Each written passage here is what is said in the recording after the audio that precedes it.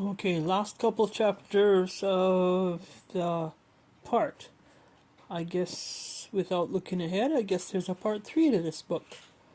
So I guess there's chapter 41, 42, 43 left, and that's it for the part. So this is chapter 41. Oh, Your Heart Belongs to Me by Dean Koontz. Chapter 41. The filet mignon cut like butter. As he ate, Ryan wondered about the woman's expertise with the switchblade. She maneuvered him with the lilies, inflicting precisely the wound she intended. Had she cut deeper, she would have needed medical assistance. He would have needed medical assistance. She sliced shallow enough to leave him with the option of treating the wound himself, and evidently expected that he would. Although she might prove herself a killer when the time came, she remained for now a death tease. She wanted this game to last, inflicting the maximum of psychological torture before gutting him, if gutting was the only thing she had in mind. The confidence and delicacy with which she wielded the knife might have been learned on the street, but Ryan suspected she was not anything as common as a gang girl. The bloody business in the shopping mall parking lot had been not butchery, but switchblade ballet. Unsettling as the encounter had been, he was glad for it. As recently as the previous evening, he had required himself to consider the possibility that these new incidences, the hooded watcher in the rain of whom no security camera proof existed, the tiny candy hearts and the inscribed gold heart pendant, which was no longer in his possession, was delusional, as strange events more than a year earlier had evidently been delusional, and was related to his current battery of 28 medications. He had rejected that possibility, which of course had been his subjective and perhaps reliable opinion. The wound in his left side countered as objective proof significant to settle the issue. After dinner he returned the food service cart with dirty dishes to the landing and buzzed Miss Amory to retrieve it. For an hour he nursed a second glass of Opus 1 and paged through Samantha's novel, spot reading passages as other men in a crisis might open the Bible at random and read verses in the hope of receiving divine guidance. At 9 o'clock he went to the question panel embedded in the wall of the master suite foyer and accessed security cameras. He toured all the interior hallways, and when he found every one of them dark, he assumed the Amorys had retired to their private quarters for the night.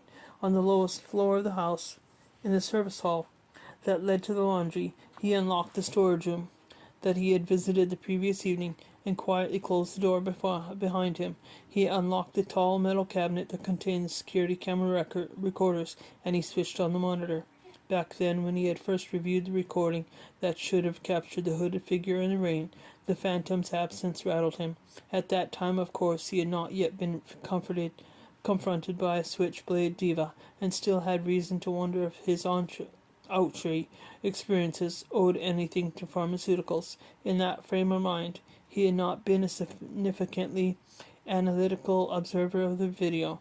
He had been looking for what was manifestly not there, when perhaps he should have been studying what was to be seen. Now he selected the first South Lawn camera recording taken at twilight more than 48 hours earlier. He watched it in real time because a lot of details flew past unnoticed in the fast-forward replay. Again the drizzle, the slithering shapes of fog, the deodars, and the fading light provided an atmosphere backdrop against which no hooded figure appeared, though Ryan had seen it twice that night.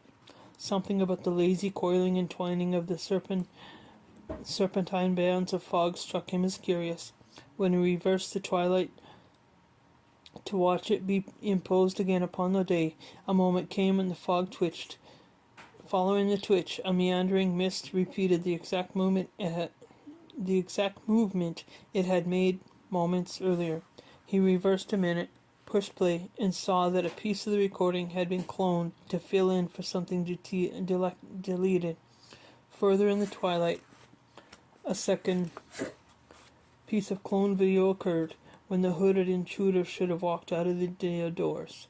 In the lower right corner of the screen accompanied the duplicated video. The timer flashed the seconds in continuous sequence without repeating the count that went with the original segment. The hacker who had done this was a wizard with the system and a demon for detail.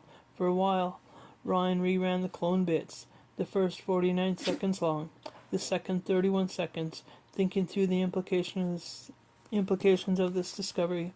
A day had passed between the time he saw the hooded intruder and when he first reviewed the security camera video.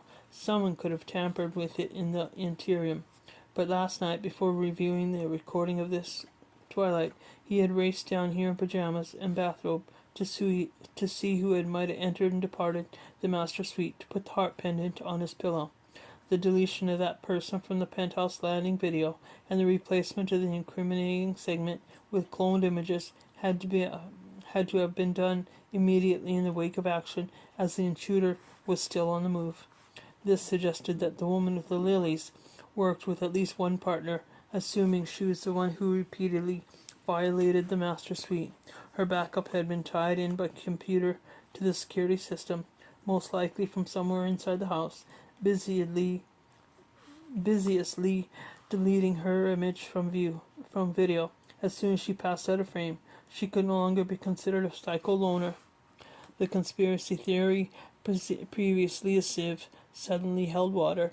More important, the capabilities of those aligned against Ryan was impressive and suggested depth of support.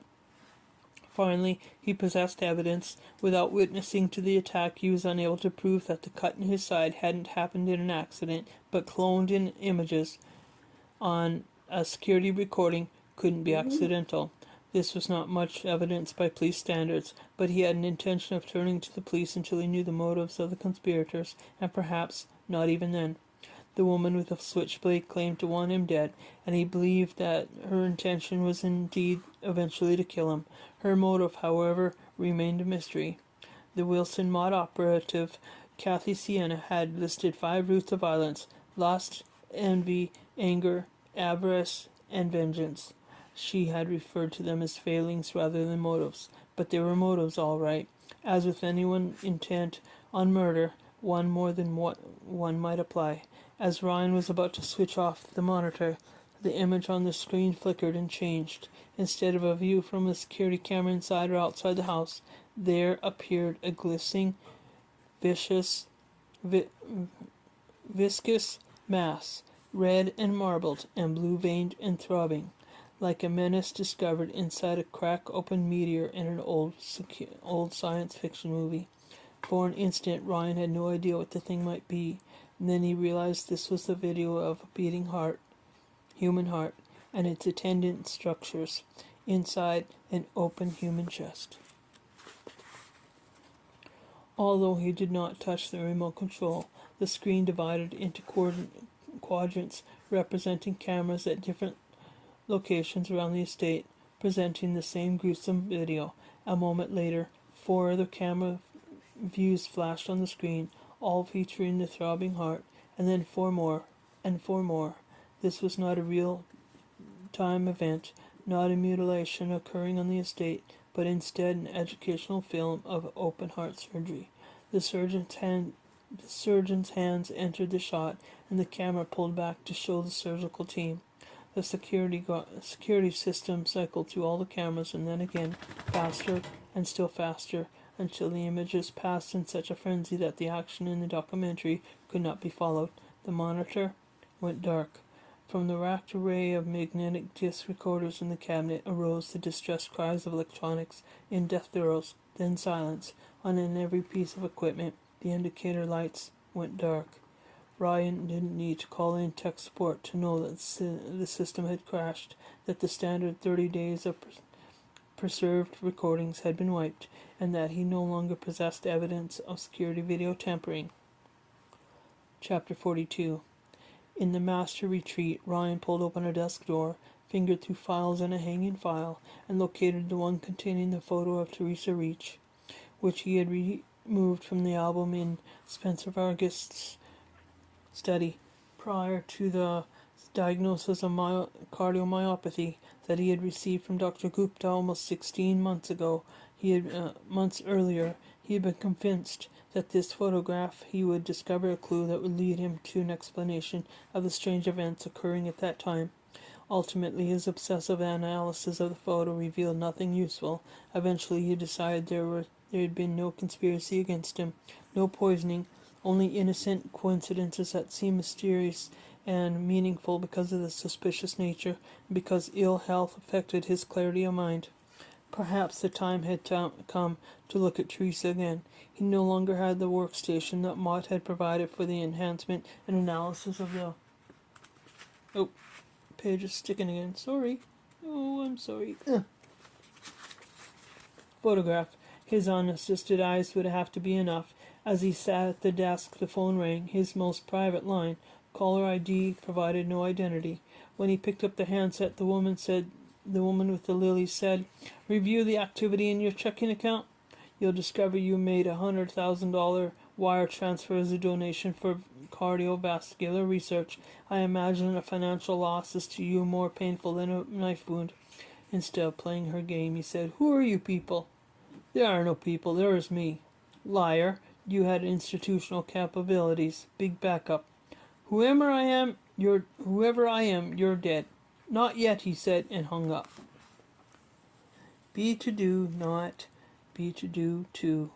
Seize the moment, act, don't react. Catch the wave, shoot the curl, skeg it, nail it, don't be nailed. Exist to live, never exist to exist. Existence is an entrance, not an exit. To be or not to be is not the question.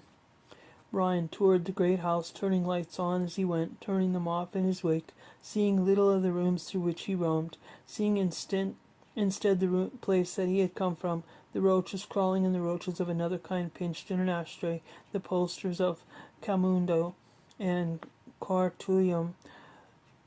Journeys never made because Dad's daily head trips to more exotic realms take the travel money, take the rent money, so sometimes a trip to Vegas in the van.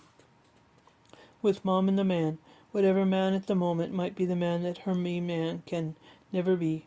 The high spirits on the eastward drive, the hard light of the vast desert and the light talk of big money, betting systems and card-counting schemes, bottles of Duki to pass the miles, the groping in the front seat while in the back of the van you pretend deafness, pretend sleep, pretend death, pretend never to have been born, sometimes being left alone in casino parking lots at night, hiding in the back of the van because when you sit up front where you can be seen, strange people rap on the window and sweet talk you.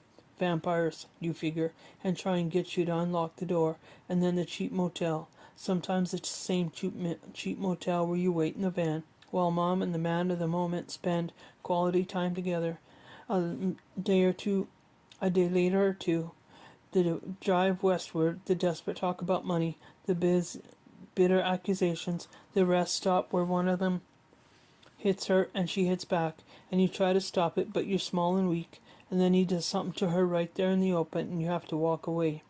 Away in the big dry land, a walk toward home, and you can't watch, but you can't walk hundreds of miles, so when they pull up beside you in the van, you have to get in the back, and they're all up front laughing, like nothing happened. Then it's all away home. The desert, without beauty in the direction, the Moab, vast dirty ashtray, Mom and the man talking about the next time, scoring big the next time, refine the system, practice the card counting all the way back to Dad and Kathmandu and Khartoum, and the roaches and the next man of the moment. When he had walked the home twice, Ryan returned to the master suite, where he did not bother to lock the door, certain that he would be tormented considerably more before the next attack came. He did not put a knife under his pillow. Dr. Hobbit advised him to drink more sparingly because alcohol might interfere with the absorption and diminish the effectiveness of some of his 28 medications. He poured a third glass of Opus 1. Ryan sat in bed with Samantha's book. He fell asleep while reading, and he dreamed of the events of her novel, relived vivid moments of the story. There was strange dreams because he had never appeared in the cast, because all through the night he expected each scene to shimmer as if it were a reflection on water, to shimmer and to part, as a previously hidden presence rose out of the depths of subtext and turned upon him a blank and pitiless stare. At 8:14 he was awakened by a call from Dougal Hall. The surgeon had already received from the family an emailed photograph of their daughter, whose heart now beat in Ryan's breast. As I foresaw, they were willing to give you her first name as well, but not the family name, Hobbs said. And after I explained that you were anguished having what you described as a spiritual crisis, they refused compensation. That's unexpected, Ryan said. Ungrateful. They're good people, Ryan, good decent people, which is why you have to swear to me you will not write or speak publicly about this poor girl, using either the photo or her name. As good as these people are, I would nevertheless not be surprised, and wouldn't blame them, if they sued you for violation of their privacy. The photo, her name, they're just for me, Ryan assured him. I'm emailing everything you see as we speak. And Doctor, thank you for taking my request to heart and acting on it so quickly. Instead of going down to his study on the second floor, Ryan used the laptop and the compact printer in the master suite to open and print out the surgeon's email. Except for a slightly different hairstyle, the heart donor proved to be a dead ringer for the woman with the switchblade. Her name had been Lily. Chapter 43. Her raised chin, her set mouth, her forthright gaze suggested more than mere confidence, perhaps defiance. Sitting at the desk in the retreat, studying the photo of Lily, Ryan knew this must be the twin of the woman who assaulted him. I am the voice of the lilies. He put the photo of Lily X beside the picture of Teresa Reach, the black-haired Eurasian beauty, the golden-haired beauty, the first vibrantly alive photo but dead now, the second dead even when photographed, both victims of an automobile accident, both having been diagnosed as brain dead, as one assisted into death by Spencer Bargast, the other by Dr. Hobb when he harvested her heart, each with a twin who survived her.